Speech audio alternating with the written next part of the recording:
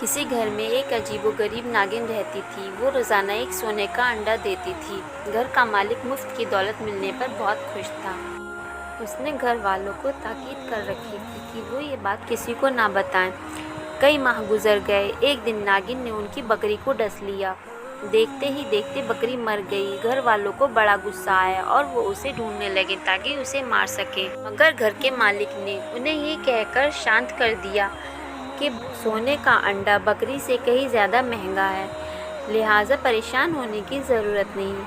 कुछ अरसे के बाद नागिन ने उनके पालतू गधे को डस लिया और वो भी फौरन मर गया। वो लालची शख्स घबराया, मगर थोड़ी ही देर में वो फिर से लालच के नशे में आ गया और कहने लगा, कोई बात नहीं, उसने किसी इंसान को नुकसान नहीं पहुंचाया। उसके बाद 2 साल तक नागिन ने किसी को नहीं डसा। घर वाले अपने जानवरों को भूल गए। अचानक एक दिन नागिन ने उनके गुलाम को डस लिया। उस बेचारे ने मदद के लिए अपने मालिक को पुकारा, मगर इससे पहले कि मालिक उस तक पहुंचता, उस बेचारे की जहर की वजह से मौत हो गई। वो लालची आदमी परेशान होकर कहने लगा कि इस नागिन का जहर तो बहुत खतरनाक है। इसने जिसको डसा वो फौरन ही मर गया। कहीं ये मेरे घर वालों में से किसी को न डस ले। वो कई दिन इसी परेशानी में रहा, मगर सोने के अंडे के चमक दमक ने फिर उसकी आंखों पर पट्टी बांध दी और ये सोचकर खामोश हो गया कि अगर नागिन की वजह से हमें नुकसान हो रहा है, मगर सोने के अंडे तो मिल ही रहे हैं। कुछ ही दिनों बाद नागिन ने उसके बेटे को डस लिया। फौरन डॉक्टर को बुलाया गया, लेकिन वो कुछ न कर सका और उसके बेटे ने तड़प तड़प कर जान दे दी। जवान बेटे की मौत ने मियाँ बीवी पर बिजली बनकर गिरी और वो शख्स गुस्से में आकर कहने लगा, अब मैं इस नागिन को नहीं छोड़ूंगा, मगर वो उनके हाथ ना आई। अरसा गुजर गया। सोने का अंडा ना मिलने की वजह से उसकी लालची तबीयत बेचैन होने लगी, इसलिए दोनों मियाँ बीवी नागिन के बिल के पास आए। वहाँ की साफ सफाई की, धूनी देकर खुशबू महकाई ताकि वो वापस आ जाए। हैरत अंगेज तौर पर वो वापस आ गई और सोने के अंडे देने लगी। सोने के अंडे के लालच ने उन्हें अंधा कर दिया।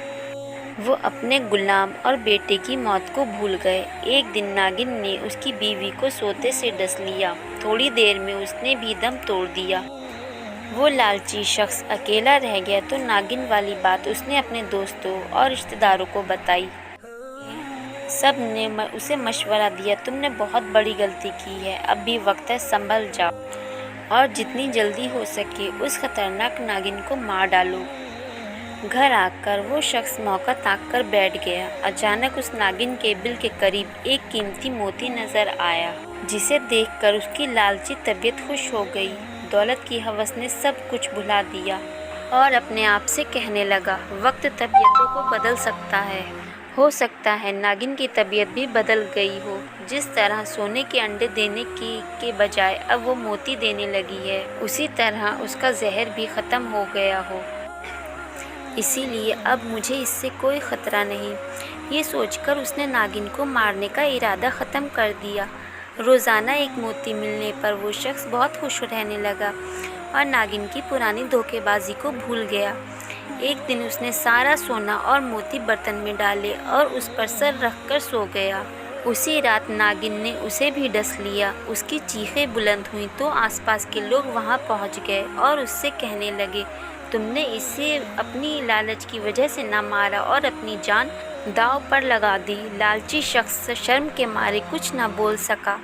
उसने सोने से भरा हुआ बर्तन दोस्तों और रिश्तेदारों को देते हुए निहायत हसरत से कहा, आज के दिन मेरे नज़दीक इस माल की कोई कीमत नहीं, क्योंकि अब ये दूसरों का हो जाएगा और मैं खाली हाथ इस दुनिया से चला जाऊँ। फिर थोड़ी ही देर में वो मर गया।